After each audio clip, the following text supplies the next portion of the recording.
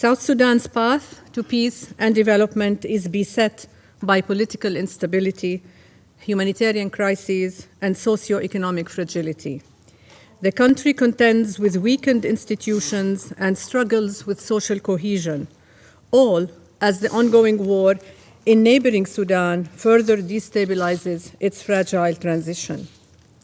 Since April 2023, over 1.2 million people have crossed into South Sudan, straining South Sudan's systems and capacities, complicating humanitarian delivery, and making mediation and cooperation more difficult. As always in crises and conflict, women and girls are hit hardest. Every day they face relentless climate challenges, food insecurity, sexual violence, abductions, and more.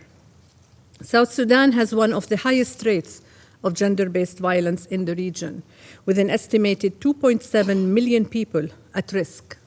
2024 saw UNMISS document 260 cases of conflict-related sexual violence, including rape, gang rape, sexual slavery, forced abortion, and forced marriage, with the highest number recorded in Western Equatoria State.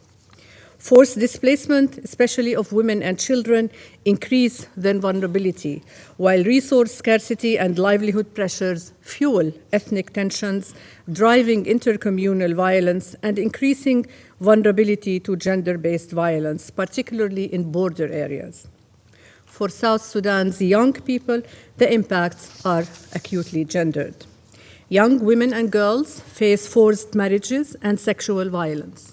Young men and boys are enticed or forced to join armed groups as a means of survival. Despite all this, despite a well-documented reality of fragility, it is now that the UN's work in South Sudan becomes ever more pressured. It is now that mandates are questioned, now that resources are withdrawn. As Under-Secretary General Lacroix will highlight, the UN's work in South Sudan is more critical than ever. Displaced women and girls depend upon it for basic necessities such as shelter, food, and water. Women and girls depend on the protection patrols or the GBV partnerships of UN Women and UNFPA to support them. They depend on the United Nations and on UN Women in particular to support their call for a seat at the table, their mediation contributions, or for their voices and agency in peace processes. Excellencies, in this fragile environment, withdrawal of resources and capacity is imprudent at best, catastrophic at worst. And we know who will shoulder the inevitable burdens that come with this investment. It will be women, women who are first responders on the front line, caregivers for their families, sustainers of their communities, all while facing a perfect storm of economic, climate, and conflict-related threats. They deserve better. We owe them better. There is simply no more proven pathway to sustainable peace than women's leadership and meaningful inclusion in conflict resolution. Over the past 3 months, the developments in South Sudan continued to move in a negative and possibly dangerous direction. Ceasefire violations are on the increase, including widespread aerial bombardments and clashes between the signatories of the peace agreement.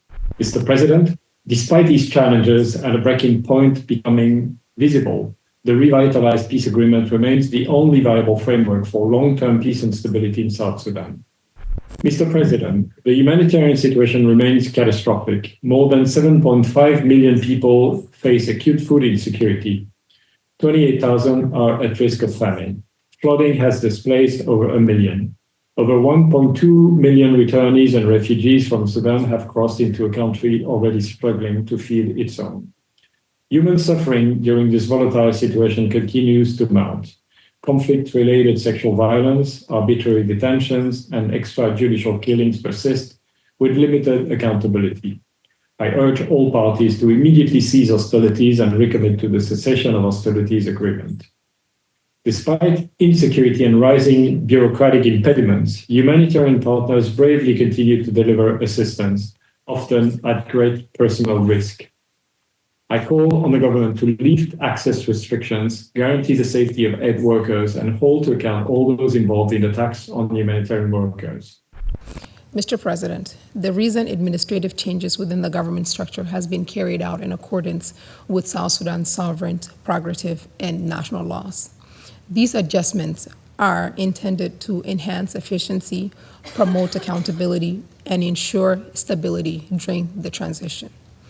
We categorically reject any criticization of these measures as undermining the peace process. Rather, they are part of the ongoing efforts to strengthen governance and promote inclusivity at all levels. The government of South Sudan remains committed to maintaining the permanent ceasefire and reiterate that the government does not condone attacks against humanitarian workers or UN personnel. We call upon the signatories to the peace process and the peace agreement to exercise restraint and refrain from inflammatory actions and re-engage constructively through the mechanism established under the RXS that we see as the only way out of this transitional period and into a stable nation. Individuals that have been charged or are being in the process of the courts are not to take away from the continuation of the revised peace agreement. The government recognizes the magnitude of the humanitarian challenges facing our nation.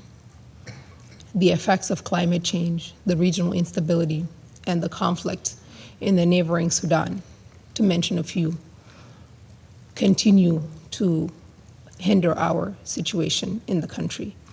But we continue to welcome as many humanitarians as we can. And with the limited resources we've had, we've welcomed everybody from Sudan and have opened our borders and have remained very neutral in the crisis in Sudan. And we intend to continue to do so.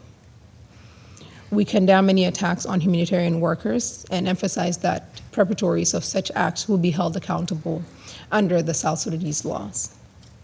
The government of South Sudan reaffirms its dedication to advancing women's participation in the national government and the state government. While the 35% representation targets under the RXS has not been yet fully achieved in all of our levels of our government, concrete steps have been taken into improving inclusivity, including through the appointments of state and national levels by strengthening gender-sensitive policies. We have 2 vice presidents that are females, and we have 41 representation of females in the cabinet. Mr. President, South Sudan remains committed to partnering with the United Nations and appreciates the continued presence and support of UNMISS.